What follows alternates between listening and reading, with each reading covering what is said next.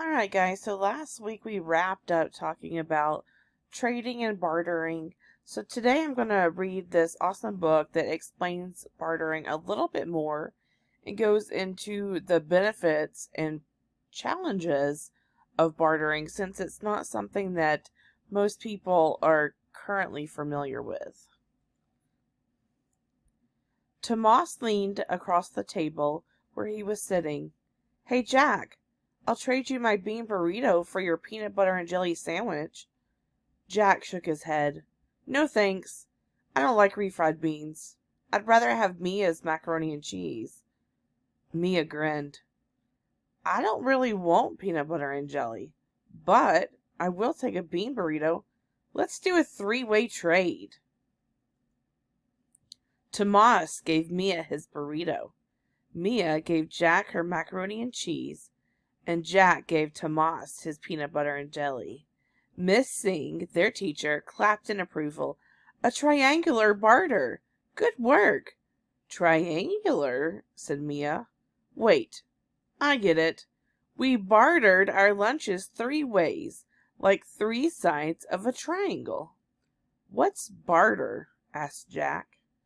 "You barter when you swap goods or services without using money," explained Miss Singh. "An example of bartering goods would be a farmer trading what he grows for pots or dishes. An example of bartering services would be a plumber fixing a barber's leaky faucet in exchange for a haircut." "Bartering is something people did a long time ago, right?" asked Tomas. "Yes, before money was invented, everyone had to barter," said Miss Singh. "How long ago was that?" asked Jack. "Well, the first metal coins were invented almost 3,000 years ago," said Miss Singh. "But it took a very long time for money to be commonplace, hundreds and hundreds of years. Even then, people would barter sometimes.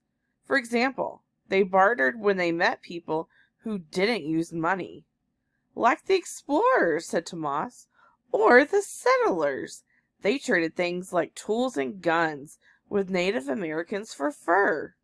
"That's right," Miss Singh replied. And guys, we talked about that. If you remember in our last unit, how the Native Americans would often trade with the settlers for things that they didn't have. And if you remember, we talked about how oftentimes it would be things like fur that the Native Americans would trade for, and they would often barter their things, such as the fur, for more advanced technology. Maybe it was a musket. Maybe it was something else.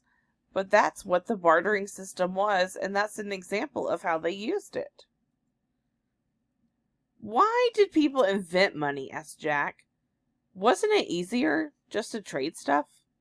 They'd been doing it for a long time already." "Bartering doesn't always work well," said Miss Singh. "Let's say you need shoes, and you have wheat to trade. But the shoemaker already has lots of wheat. He wants something else. Perhaps apples or potatoes. You could do a three-way trade, like we did," said Jack.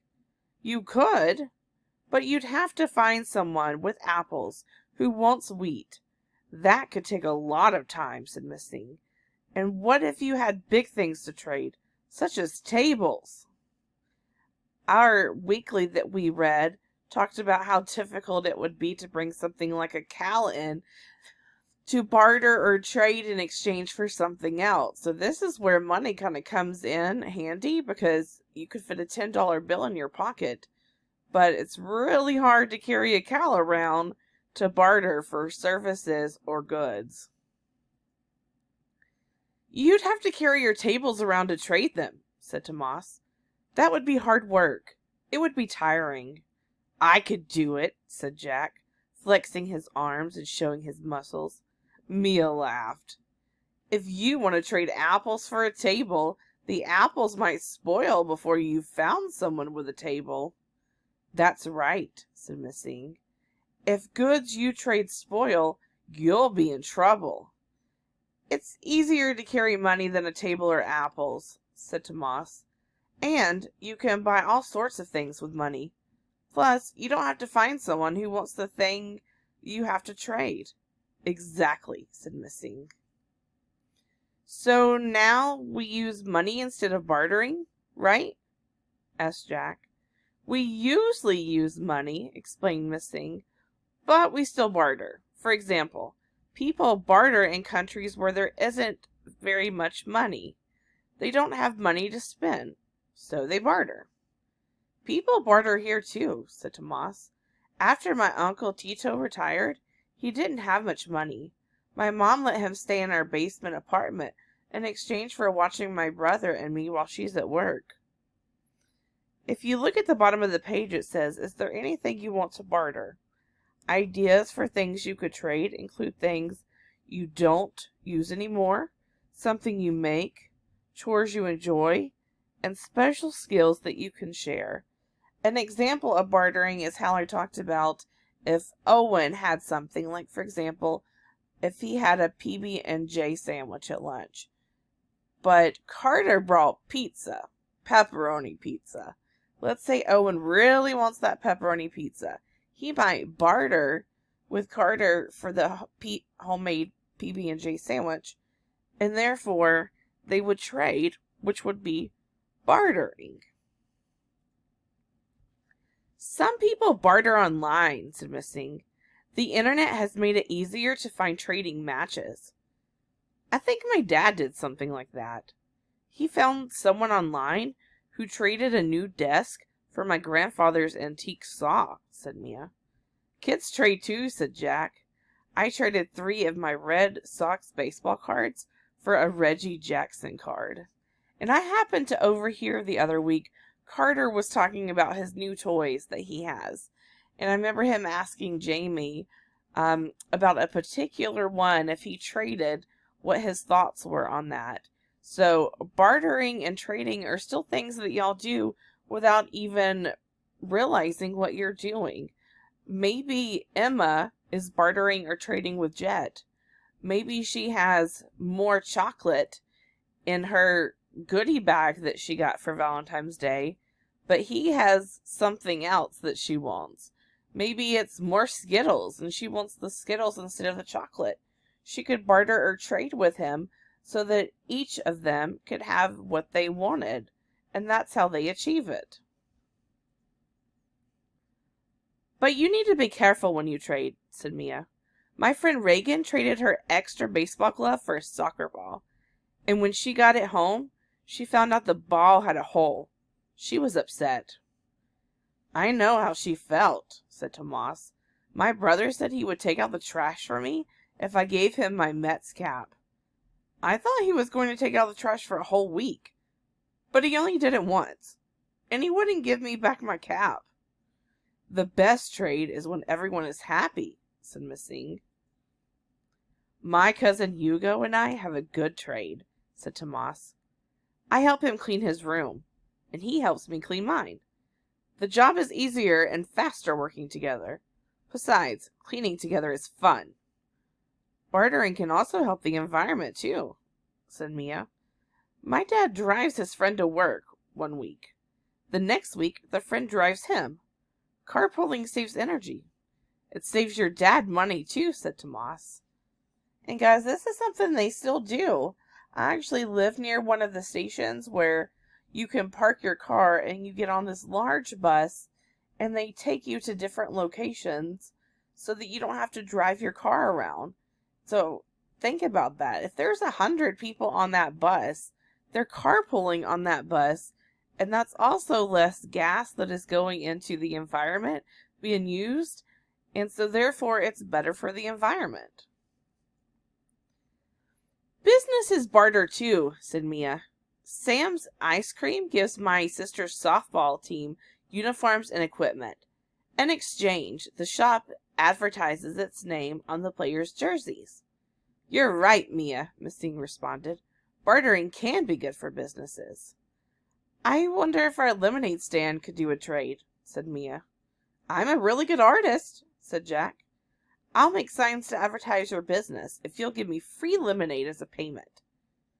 How about if you get 1 week of free lemonade for each sign you make for us? Asked Tomas. That sounds fair to me, said Jack. Mia and Tomas looked at each other and nodded in agreement. Done, said Tomas. They did a 3-way shake. Mia grinned. Another brilliant barter. So we had some terms in here that maybe you recognized, or maybe they were different for you. We have this word right here. This is advertise, and it means to share information about a product or service in order to sell it. So they talked about how Sam's ice cream advertised on the softball players' jerseys. And a lot of teams still do this. Sometimes they call it sponsoring, but it's where basically they give something in exchange for you advertising their product.